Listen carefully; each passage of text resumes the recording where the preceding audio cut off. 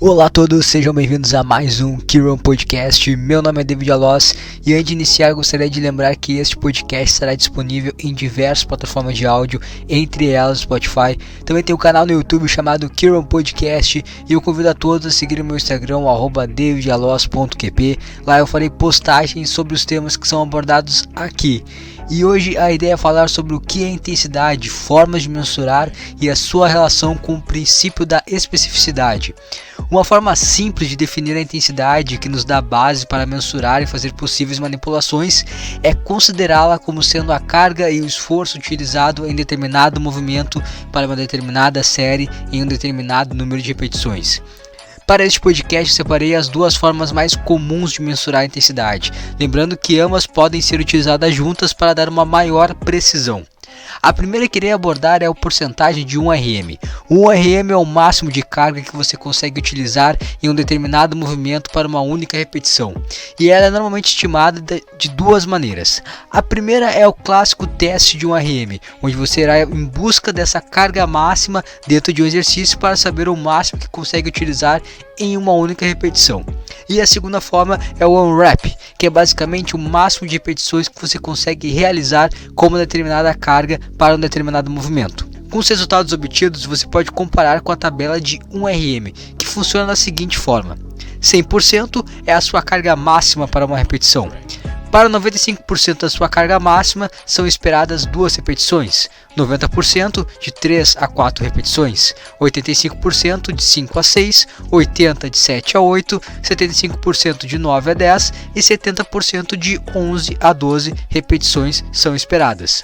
Ou seja, caso tenha feito um teste de 1 RM, você poderá estimar a quantidade de repetições esperadas para uma determinada carga utilizando como base a sua carga máxima. Caso tenha optado pelo teste unwrap, você poderá comparar o número de repetições realizadas com a tabela para saber qual a porcentagem que a carga utilizada representa de seu 1 RM. Apesar de ser muito utilizado, a porcentagem de 1 RM tem seu lado negativo, pois a quantidade de repetições esperadas para determinada porcentagem pode não refletir a quantidade de repetições que pode de fato ser realizada, algo que pode subestimar o seu rendimento, principalmente quando a carga está mais distante do seu máximo, interferindo assim em séries com um número de repetições maiores. Uma outra forma de mensurar a intensidade que pode tornar seu monitoramento mais preciso é a escala RPE.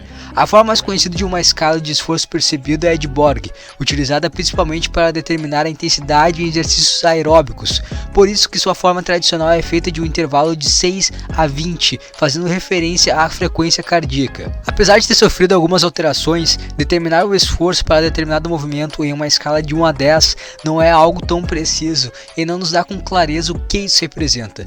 Para isso foi criada uma versão utilizando como base o número de repetições reservas, que nos dá com maior clareza o quanto de esforço cada carga para determinado movimento representa. Se você executar uma série de 12 repetições, sem ser capaz de executar mais nenhuma repetição, com certeza será tido um esforço maior que uma carga na qual você executou as 12 repetições e ainda poderia executar mais 2.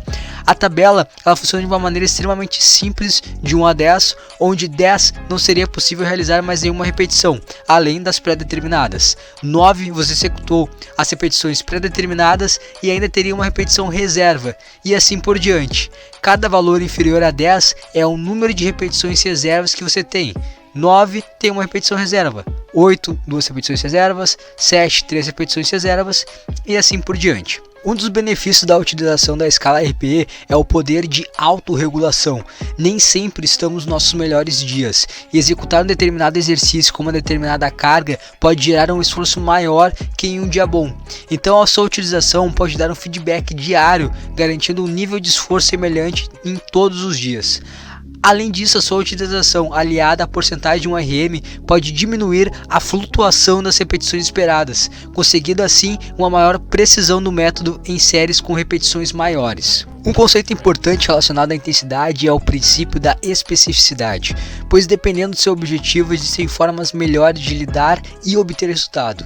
Um exemplo disso é o treinamento voltado para a força, que não é dependente apenas da qualidade corporal, mas também é uma habilidade, ou seja, é necessária uma maior familiarização com o movimento, intensidade utilizada e até mesmo o número de repetições. Porém, é importante salientar que apesar da força ter um grau de especificidade maior, não significa que em todo treino você irá utilizar sua carga máxima para determinado movimento, pois é algo que você busca aperfeiçoar e se você é um competidor é algo que você vai realizar em uma competição. A utilização de variações de movimentos, intensidade e até mesmo o número de repetições é importante para o aperfeiçoamento.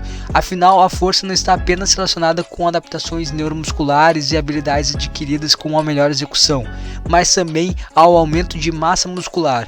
Uma variação maior de intensidade permite um acúmulo maior de volume, assim como uma variação de movimentos permitirá uma melhora em possíveis elos mais fracos que dificultam a evolução em seus principais exercícios.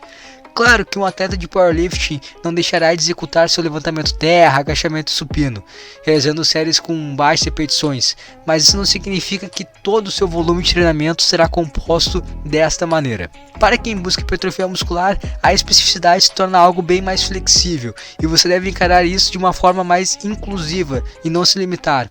Você ainda vai querer melhorar suas habilidades e movimentos, exercícios compostos ainda serão extremamente úteis, assim como variações de intensidade e intervalo de repetições, temas que eu deixarei para abordar mais a fundo futuramente. A intensidade e a sua definição é algo que vem gerando uma certa discussão nas últimas semanas.